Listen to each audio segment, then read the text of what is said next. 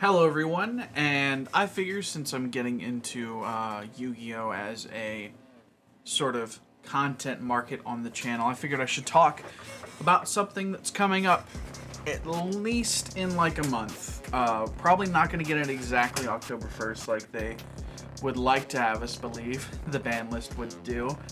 But why not talk about it anyway?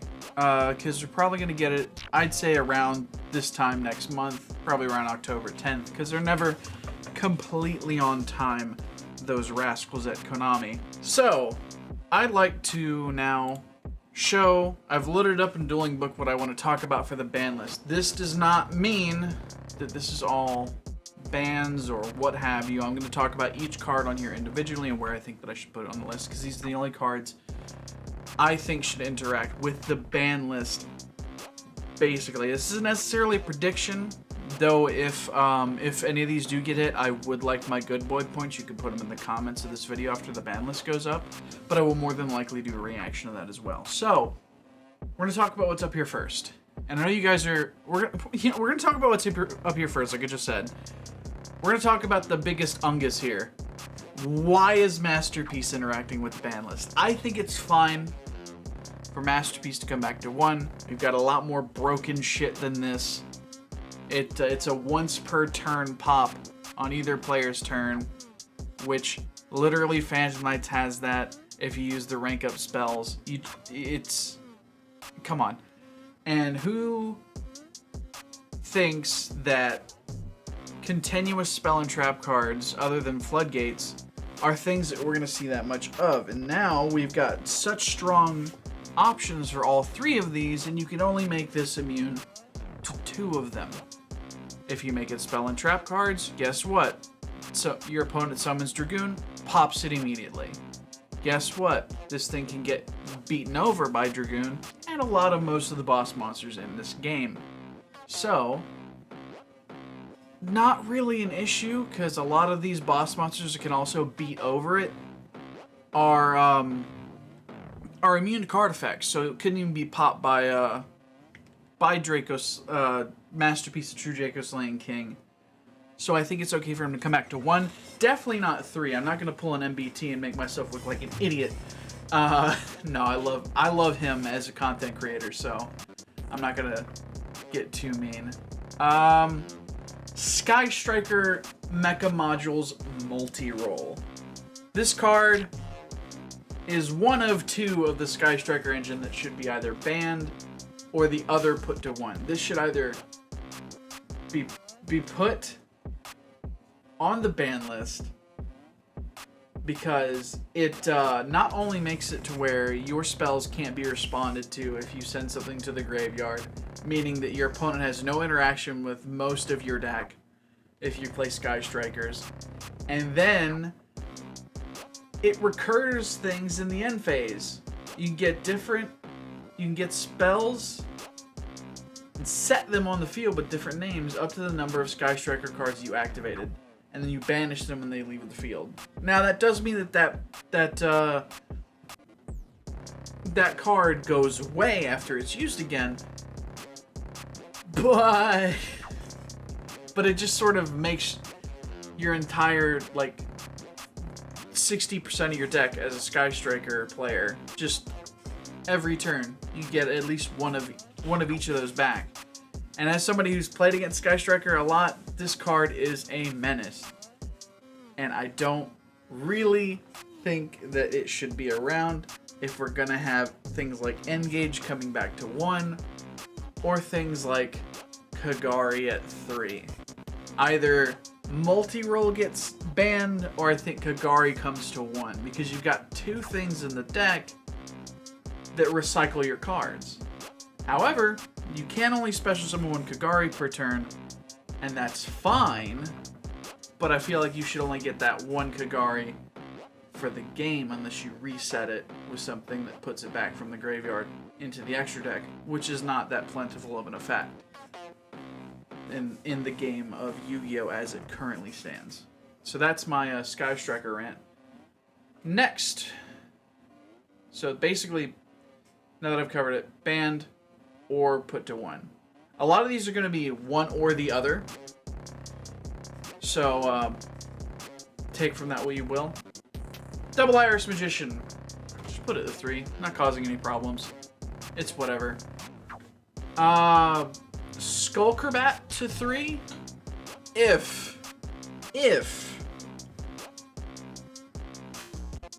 Electromite stays banned. We can put Skullcrabat to 3 if Electromite stays banned, because we don't want to make Pendulum too strong, right? We don't want Triff to get too excited. So, we put either put Electromite to 1 or Skullcrabat to 3, and I feel like that's fine. That's fine to do. But I don't think that we should go any further than that when it comes to Pendulum. And that's all I'm going to say about Pendulum. Just make Iris 3. Doesn't really do all that much. Because Pendulum Graph cards don't really... Pendulum is more so like a dead or dying mechanic at this point. So we gotta make the decks somehow incentivized to play. The only viable fucking Pendulum deck is I don't actually, hold on, that's a stupid thing. The only viable Pendulum deck. I don't think any Pendulum deck's been viable for a while. Although Triff has, from what I hear, Triff has actually done good at his locals with that. Imperial Order. Get rid of this card. Get rid of this card. Just throw it away. Why would you need to turn off a third of the spells and third of the cards in the game? 33% of the cards in the game are turned off by one card? I don't think that that's good. The only way that this makes me feel good whenever it's on the field is if I'm playing traditional or I'm playing against a Sky Striker player. It's the only time that this is a decent card to have on the field.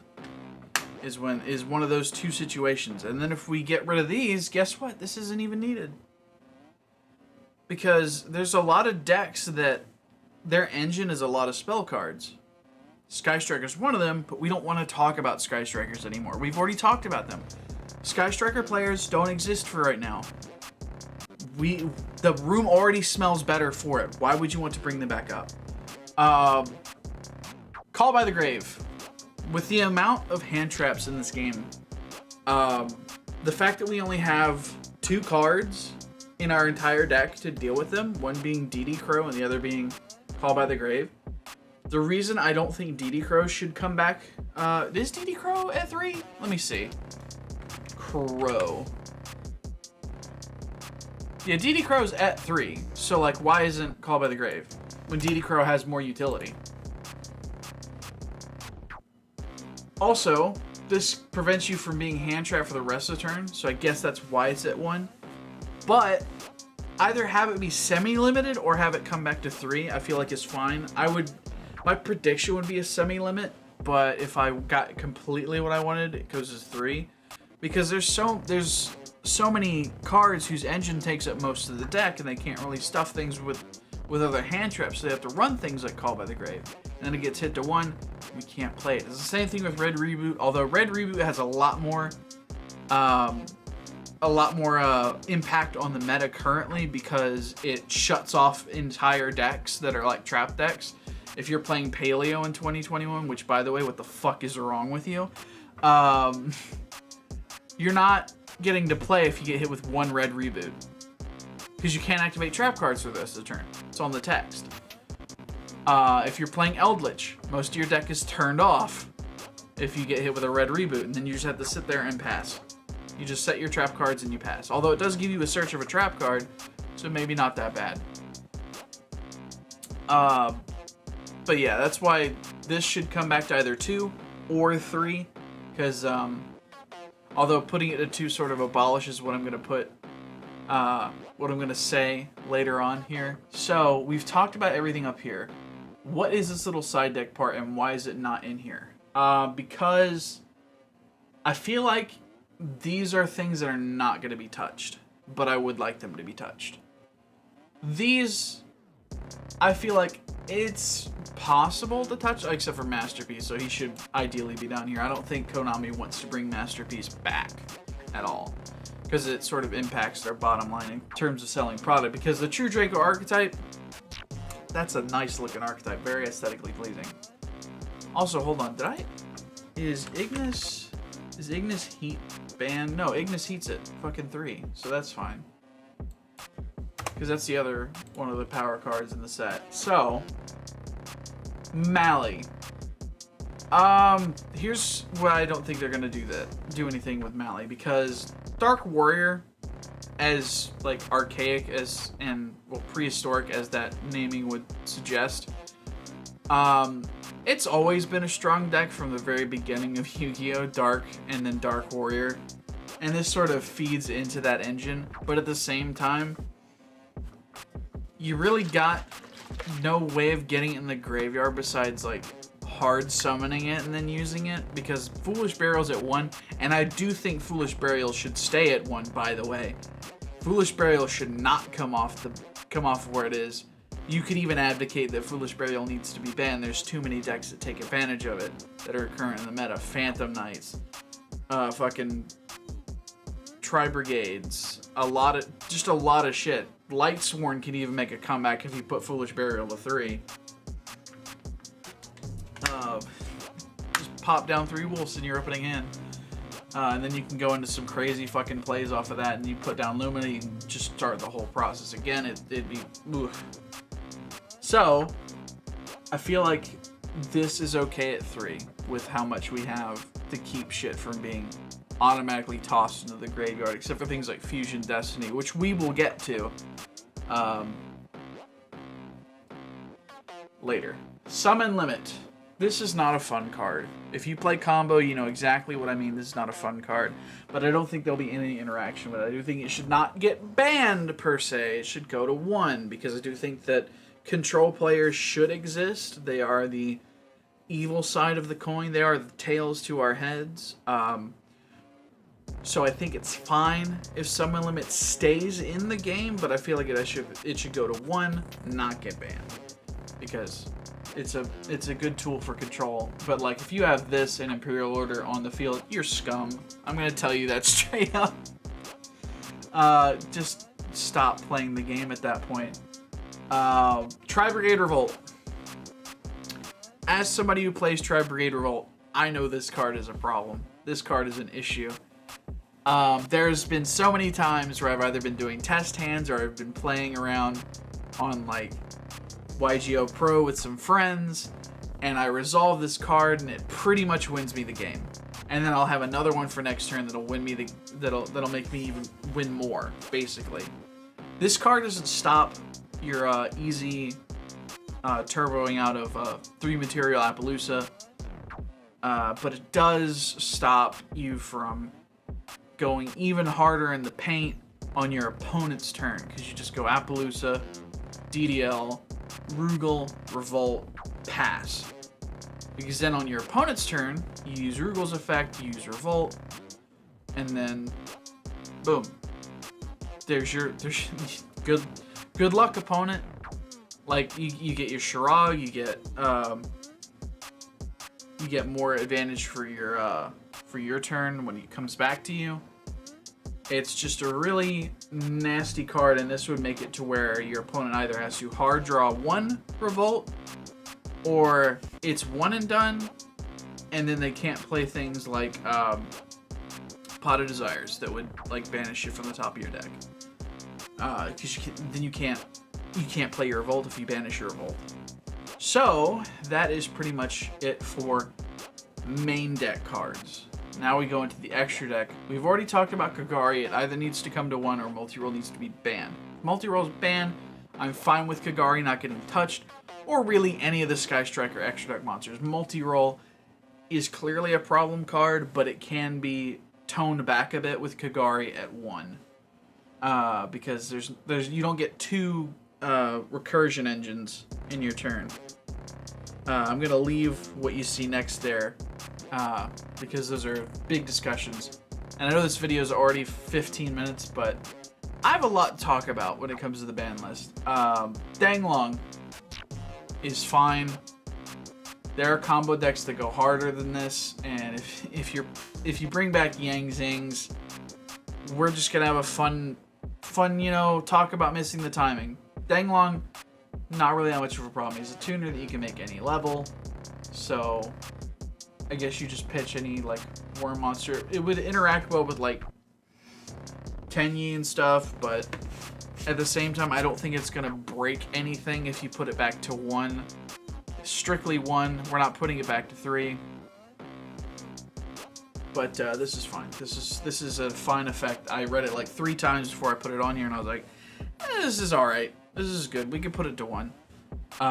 There are other things that people have advocated for putting to 1. Colossus, no, absolutely not.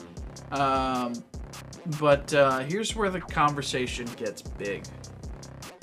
One of these 2 cards needs to be banned. And I think that with even more busted fusions, it needs to be Verte Anaconda, not Dragoon. Because Dragoon, summoned the hard way, your board is just Dragoon pass. And I know that's a towers with a negate on it, but there are ways around it.